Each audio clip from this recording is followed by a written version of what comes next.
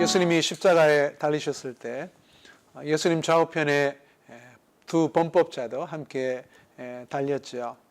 그들 중에 한 범법자가 예수님에게 도움과 구원을 요청하여서 그날 바로 예수님과 함께 낙원에 있을 것이다 하는 그러한 약속을 보장받았습니다. 그런데 생각해 보면은 그런 경우는 오히려 좀 적은 경우고 좀 예외적인 그런 경우라고 할 수가 있겠죠. 하나님께서 우리가 이 세상에서 예수님 믿고 또 구원의 확신을 갖는 그 순간 바로 천국으로 데려가지 않고 거의 대부분 이 세상에 남겨두시는 그러한 이유가 무엇이겠습니까? 이 세상 살아가면서 더욱더 주님 주시는 훈련과 연단을 받고 또 천국에서의 삶을 잘 준비하도록 하기 위함일 것입니다. 그래서 그러한 가운데 우리가 믿음 때문에 당하는 그러한 어려움이 있습니다. 그러한 것을 가리켜서 고난이라 그렇게 부릅니다. 베드로전서에서는 잘 생각해봐라.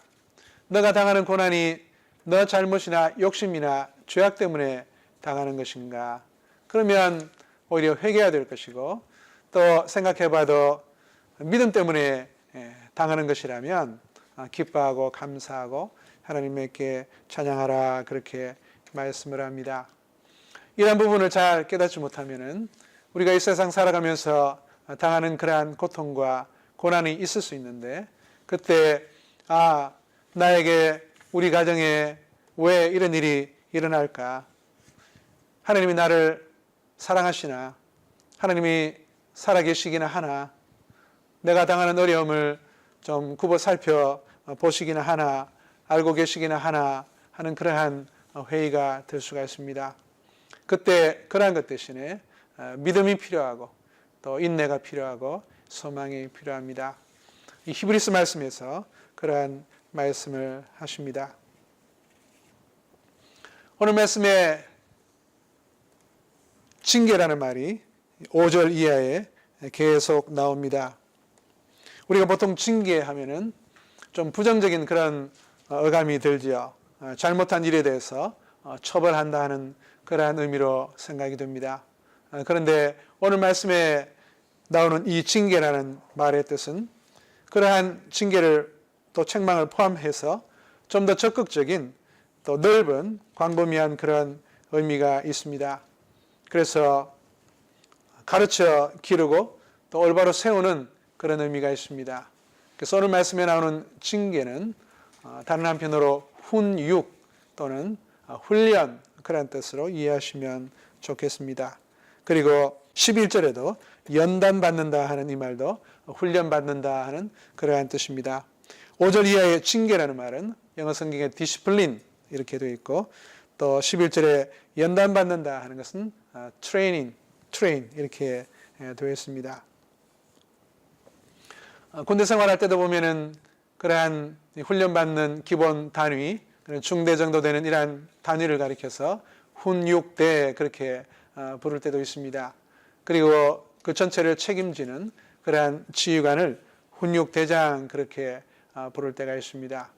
오늘 말씀을 통해서 우리가 참 살아가면서 믿음 때문에 믿는다고 하는 그 이유 때문에 주님 잘 믿고 따르기를 원한다는 것 때문에 당하는 그러한 고난 가운데서 하나님께서 두신 뜻을 잘 이해하고 또 주님이 원하고 기뻐하는 그러한 모습으로 살아갈 수 있기를 바랍니다. 우리가 장인이라 하는 그런 말을 쓰죠. 경력이 많고 뛰어난 그러한 기술자를 가리키는 그러한 말입니다. 하나님은 바로 연단을 통해서 우리를 다듬어 가시는 그러한 장인과도 같은 그러한 분입니다. 오늘 말씀해 보시면 신앙생활을 가리켜서 경주하는 그러한 경주자로 비유하기도 합니다. 2절 말씀해 보시면 모든 무거운 것과 얽매이기 쉬운 죄를 벗어버리고 인내로서 우리 앞에 당한 경주를 하며 그렇게 말씀을 합니다. 경주하는 사람이 잘 하려면 어떻게 합니까? 이 말씀 그대로 무거운 것 다 벗어버리고 아주 홀가분한 그런 유니폼만 입고 달려야만 잘 달릴 수가 있는 것입니다. 그에게는 참 고통이 따르죠. 마라톤 선수 같은 선수를 한번 생각해 보십시오. 얼마나 그 레이스가 길고 또 힘듭니까? 그렇지만 우승을 하면 월계관이 기다리고 있습니다. 그런 영광이 기다리고 있습니다. 그래서 그런 사람에게는 고통을 참고 끝까지 완주하는 그러한 인내가 필요한 것입니다. 우리의 신앙생활도 이렇게 끝까지 완주할 때 영광이 기다리고 있고 또 우리를 향한 하나님의 구원 계획이 완성되어서 영생과 구원과 또 천국을 얻고 누리고 들어가게 될 것입니다. 그런가 하면 또 신앙생활을 싸움하고 전투하는 군인으로 비유합니다. 너희가 죄와 싸우되 아직 피 흘리기까지는 대항하지 아니하였다. 그렇게 말씀을 합니다. 1절 말씀에서는 얽매이기 쉽게 만드는 그런 모든 무거운 죄를 벗어버려라. 그렇게 말씀합니다. 그런데 4절에서는 더 적극적으로 그 죄와 싸워라. 그렇게 말씀을 합니다. 전투하는 군인이 처음부터 바로 그렇게 정예 군인으로 이렇게 되는 것은 아니지요. 처음에는 발도 잘 못 맞추고 말 그대로 오합지졸과 같습니다.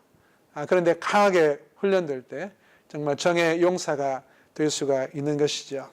그래서 신앙생활을 경주하는 경주자로 비유하기도 하고 또 전투하는 군인으로 비유하기도 합니다.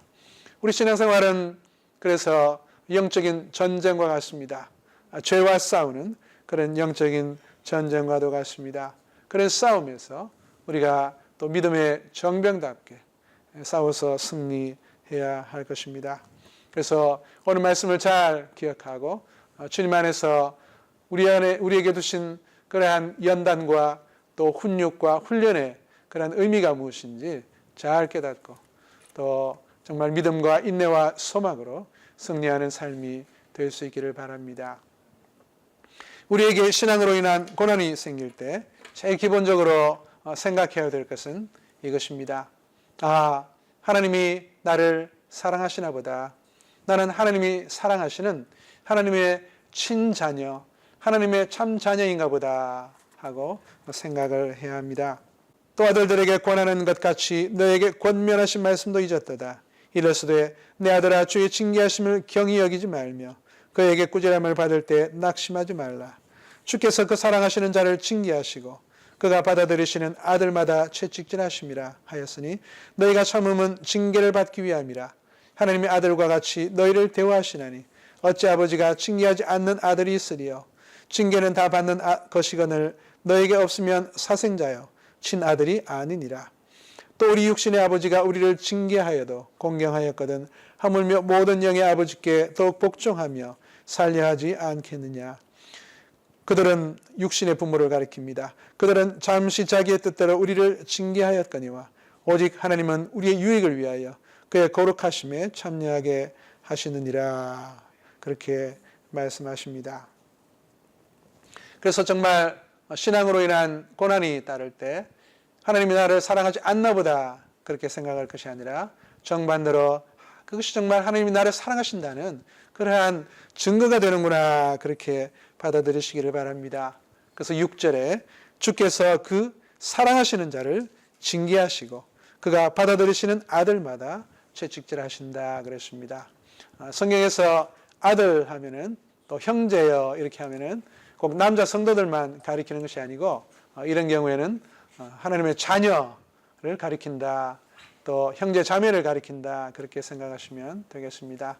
남자 성도든 여자 성도든 이 아들에 다 해당된다고 그렇게 생각을 하시기를 바랍니다. 가까이 이렇게 자주 만나는 분 중에 참 여러 가정, 자녀, 이렇게 또 시부모님 이런 분들에게 또 어려움이 생기는 그러한 분이 있었습니다. 제가 참 하나님이 집사님을 참 사랑하십니다. 참 사랑하시나 봅니다. 그렇게 말을 했습니다. 이럴 때일수록 더욱 주님 앞에 가까이 나가시고 우리도 기도하고 있지만 또 집사님 본인도 직접 기도하시고 또 예배하시기 바랍니다. 그렇게 권했던 적이 있습니다. 그 순간에는 참 하나님이 나를 사랑하시나 하는 것을 잘 깨닫지를 못했습니다. 그래서 눈물이 글썽하면서 참 하나님이 저를 사랑하신다고요. 그렇게 반문을 하기도 했습니다. 무릇 징계가 당시에는 즐거워 보이지 않고 슬퍼 보이나 후에 그로 말미암아 연단받은 자들은 의와 평강의 열매를 맺느니라 그랬습니다. 그래서 우선은 좀 즐겁지 않습니다. 우선은 좀 괴롭고 또 고통스럽고 슬프기도 하지요. 그렇지만 정말 하나님의 살아계심과 하나님의 변함없는 신실하심과 변함없이 나를 사랑하고 계심을 신뢰할 때 궁극적으로 나의 유익을 위하여 주시는 그러한 훈련과 연단인 것을 우리가 받아들여야 합니다.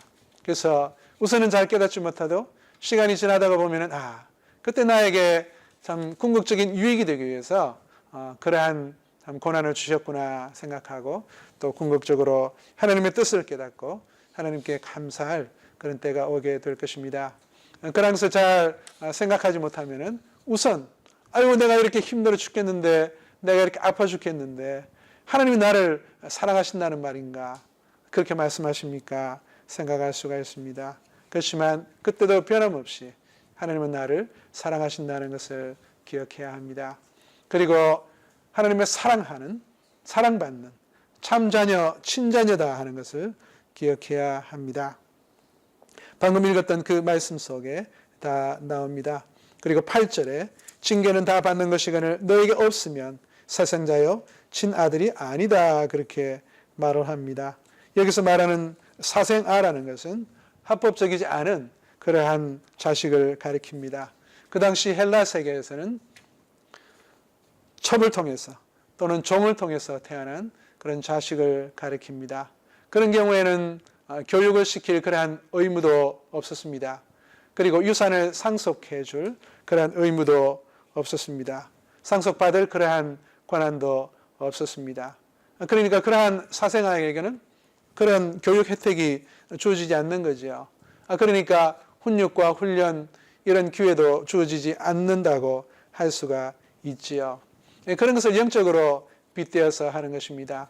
육신의 부모도 이제 합법적인 자녀에게 사랑하는 자녀에게 잘 되라고 훈육하지 않느냐. 잘못되면 그냥 가만두지를 못해서 이렇게 징계를 해서 채찍질 해서라도 바른 길로 가도록 하지 않느냐. 그때 부모를 공경하고 달게 받아야 되지 않느냐. 육신의 부모 자녀도 그런데 하물며 하늘 아버지 우리의 영의 아버지가 그렇게 하실 때 더 복종하며 순종하며 또 공경해야 되지 않는가 그렇게 말씀을 합니다.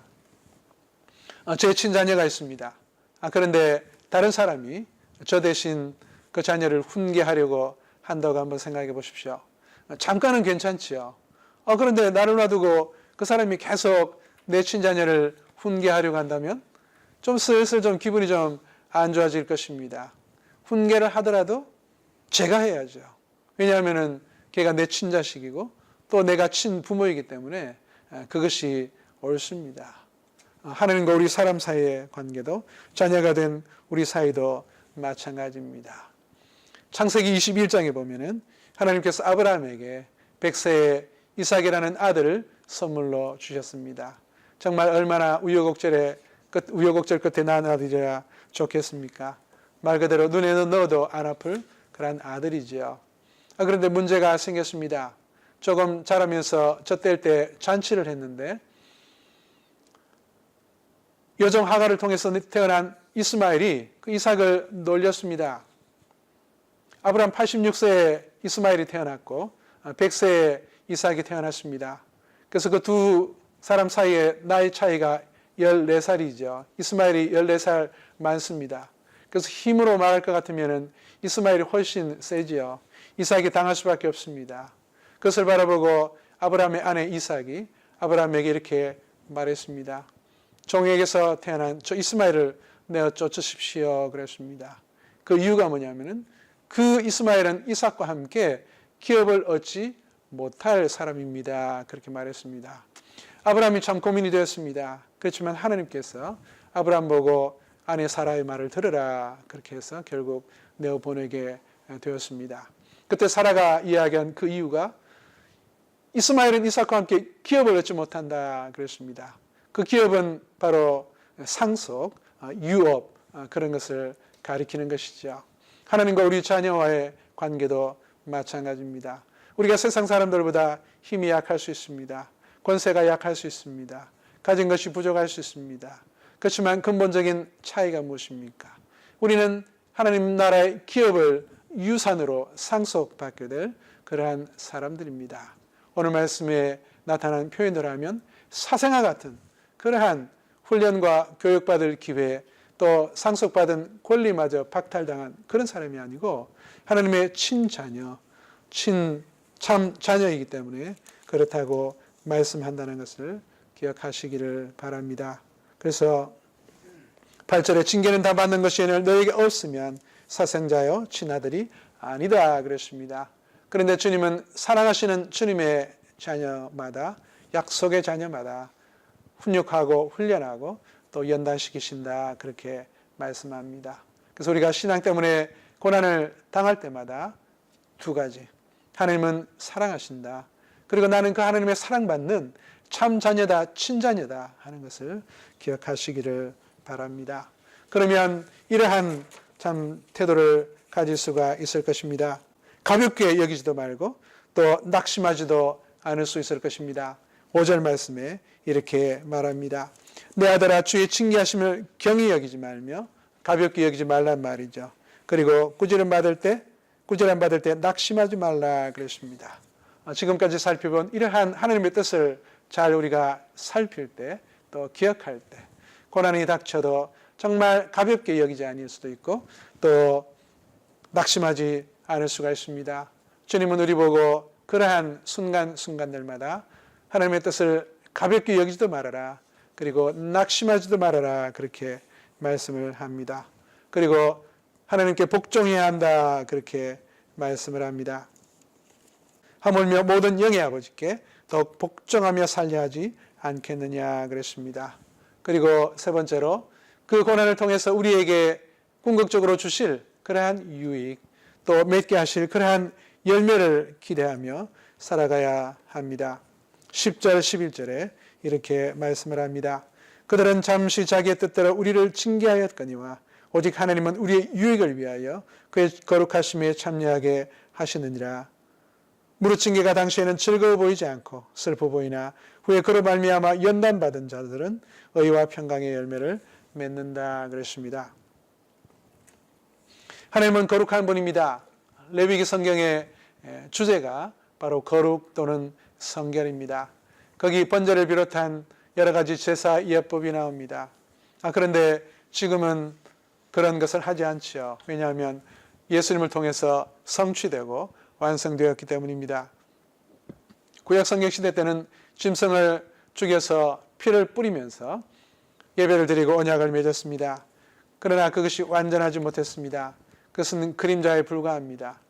예수의 피로 맺은 언약이 새 언약이요, 또 그 공로를 의지하여 하나님께 나아가 경배하는 예배가 참 예배입니다. 그래서 아까 우리가 예수의 피밖에 없네, 우리 의인은 이것뿐, 예수의 피밖에 없네, 거듭거듭 우리가 찬양했습니다. 레위기에서 이렇게 말씀합니다. 하나님이 말씀하시기를 내가 거룩하기 때문에 너희도 거룩하라, 너희도 거룩해야 한다 그렇게 말씀합니다. 거룩하다는 말은 구별되었다, 구별된다는 그런 뜻입니다. 죄가 도무지 가까이 할 수가 없고 또 죄를 용납할 수 없는 그러한 하나님이십니다. 우리가 죄를 가지고는 하나님께 나갈 수가 없습니다. 예수의 피로 정결하게 되어야 길과 다리 되신 그 예수님으로 인해서 하나님 앞에 나갈 수가 있습니다. 하나님과 함께 할 수가 있습니다. 고난 가운데 두신 뜻이 무엇입니까? 10절 말씀처럼 하나님의 거룩하심에 우리도 함께 참여하고자 하는 그러한 뜻입니다. 우리의 궁극적인 유익을 위하여 그렇게 하십니다. 의와 평화의 열매를 맺게 하심이라 그렇게 11절에 말씀합니다. 그래서 우선은 힘들고 괴롭지만 궁극적으로 우리의 유익을 위하여 주시는 하나님의 연단이요 훈련이다, 궁극적으로 좋은 열매 맺게 하십니다 하는 것을 기대하며 우리가 하나님이 주시는 연단과 훈련에 임해야 합니다. 그리고 오늘 말씀에서는 정말 우리가 외롭지 않다, 힘들지만 우리 홀로가 아니다 라고 말씀합니다. 우리를 지켜보는 그러한 사람들이 있습니다. 관심을 가지고 있고 응원과 격려를 보내는 그러한 신앙의 선배들이 있다 그렇게 말씀합니다. 한 장 앞인 11장을 가리켜서 믿음장이다 그렇게 부릅니다. 그 말씀을 자세히 보시면 믿음은 어떤 것이다. 하나님을 기쁘게 하기 위해서는 믿음이 필요하다. 하나님을 기쁘게 하는 믿음이 무엇인가 하는 것이 나와 있습니다. 그러면서 믿음으로 살다 간 수많은 신앙의 선배, 믿음의 조상들에게 대해서 언급합니다. 그 믿음으로 누구누구는 어떻게 살았다. 믿음으로 누구누구는 어떻게 했다 하는 표현들에 주목하시기를 바랍니다. 그러면서 12장으로 넘어옵니다. 12장 1절에 보시면 이러므로 우리에게 구름같이 둘러싼 허다한 증인들이 있다 하는 이것은 누구를 가리키느냐 하면은 앞장인 믿음장에서 언급한 수많은 믿음의 선배, 신앙의 조상들을 가리키는 것입니다. 모든 무거운 것과 얽매기 쉬운 죄를 벗어버리고 인내로서 우리 앞에 당한 경주를 하며 그렇게 말씀을 합니다. 그라운드가 있습니다. 그 안에 트랙을 우리가 운동선수처럼 경주자가 되어서 힘겹게 경주하고 트랙을 돈다 생각해 보십시오. 그런데 관중석에 수많은 오늘 말씀대로 하면 구름대같이 둘러싼 그런 많은 증인들이 있어서 그들이 관중석에 앉아서 우리에게 격려와 응원을 보낸다 한번 생각해 보십시오. 그 관중석 속에는 믿음으로 살다 갔던 에녹 같은 사람, 노아 같은 사람, 아브라함 같은 사람, 이삭과 야곱 같은 사람, 다니엘 같은 사람, 모세 같은 사람도 앉아 있습니다. 야, 누구야? 경주하려니까 힘들지, 숨이 차지. 그렇지만 힘내. 우리도 그 길을 먼저 걸어갔어 하면서 우리를 위하여서 관심을 가져주고 또 격려하는 그러한 신앙의 선배들이 있다는 것을, 믿음으로 살다 가고 또 승리한 그런 신앙의 선배들이 있다는 것을 우리가 기억할 수 있기를 바랍니다. 그런데 가장 중요한 것은 정말 그러한 신앙의 선배들만 있는 것이 아니요, 우리가 가장 모델로 삼아야 될 그러한 분이 계십니다. 그분이 누구십니까? 바로 예수님이십니다. 믿음의 주여 또 온전하게 하시는 이인 예수를 바라보자. 그는 그 앞에 있는 기쁨을 위하여 십자가를 참으사 부끄러움을 개의치 아니하시더니 하나님 보좌 우편에 앉으셨느니라. 너희가 피곤하여 낙심하지 않기 위하여 죄인들이 같이 자기에게 거역한 일을 참으신 일을 생각하라. 아멘. 2절에서는 예수를 바라보자. 3절에서는 예수를 생각하라 그렇게 말씀하십니다. 그래서 정말 우리 신앙생활에 필요한 모든 것, 고난을 이기기 위해 필요한 모든 것이 다 예수님에게 있습니다. 그 예수님만 생각하면 우리가 넉넉히 이기고 승리할 수 있는 줄 믿으시기를 바랍니다. 그 예수님을 가리켜서 2절 말씀에 믿음의 주여 온전하게 하시는 이라 그렇게 말씀합니다. 이 믿음의 주라는 것은 믿음의 창시자다 하는 그런 뜻입니다. 그리고 온전하게 하시는 이라는 것은 믿음의 완성자라 하는 그러한 뜻입니다. 그래서 믿음의 근원이 예수님이시요, 또 시작과 끝이 예수님이시고 또 그 예수님에게 있다 하는 그러한 뜻입니다. 그 예수님도 고난을 당했습니다. 그러나 고난으로 끝이 아닙니다. 그 고난의 너머에 부활의 영광이 기다리고 있습니다. 승천, 그러니까 하늘에 올라가셔서 하느님 보좌 오른편에 앉으셨다 2절에 그렇게 말씀합니다. 그래서 고난으로 끝나는 것이 아니요, 그 너머에 영광이 기다리고 있었습니다. 그래서 고난 너머에 기다리고 있는 그 영광을 바라보면서 침뱉음, 채찍질, 조롱 이러한 것들을 정말 개의치 않고 기꺼이 당하셨습니다. 그래서 고난의 본이 되시고 또 영광의 본이 되시는 그 예수님이라 하는 그러한 말입니다. 정말 모든 것을 참으신 그 예수님을 생각하라 그렇게 말씀합니다. 예수님이 정말 십자가에서 사람들이 얼마나 조롱했습니까? 아래에서 십자가에 달리신 예수님 바라보면서 너가 만일 하나님의 아들이면 한번 뛰어내려 보라. 다른 사람은 구원하면서 너 자신은 구원하지 못하느냐 그랬습니다. 그때 예수님이 아유 더 이상 못 참겠다 하고 십자가에서 뛰어내리면 어떻게 됐겠습니까? 그 사람들에게 보복은 할 수 있었는지 모르지만은 우리의 구원자가 될 수가 없고 오늘 우리가 예수님으로 인해서 구원을 얻을 수가 없었을 것입니다. 정말 우리의 믿음과 구원을 위해서 끝까지 참으시고 그 끝에 영광을 얻으신 그 예수님을 바라보아라 그렇게 말씀을 합니다. 주님은 정말 이러한 믿음으로 살기를 원하는 우리 모두에게 가장 완벽한 롤 모델이 된다는 것을 우리가 함께 기억하며 오늘 말씀의 권면을 따라 예수를 생각하고 예수를 깊이 바라봄으로 말미암아 믿음과 인내와 소망 가운데 승리하며 영광에 들어가는 우리의 삶이 될 수 있기를 바랍니다. 믿는 자들에게는 누구나 어떤 형태로든 고난이 박해가 따르기 마련입니다. 그러나 그것은 오늘 말씀에서 정말 하나님이 우리를 사랑하신다는 증거가 되는 것이요, 우리가 하나님의 친자녀, 참 자녀라는 증거가 된다는 것을 말씀하십니다. 장인과 같은 그 하나님께서 우리를 정금 같은 그러한 신앙 인격으로 다듬으시기 위해서, 성장하고 성숙시키기 위해서 훈육하시고 훈련하신다는 것을 기억할 수 있기를 바랍니다. 힘들고 또 지치고 쓰러지려고 할 때 신앙의 선배들을 기억하며 가장 무엇보다도 예수님을 생각하고 또 바라볼 수 있기를 바랍니다.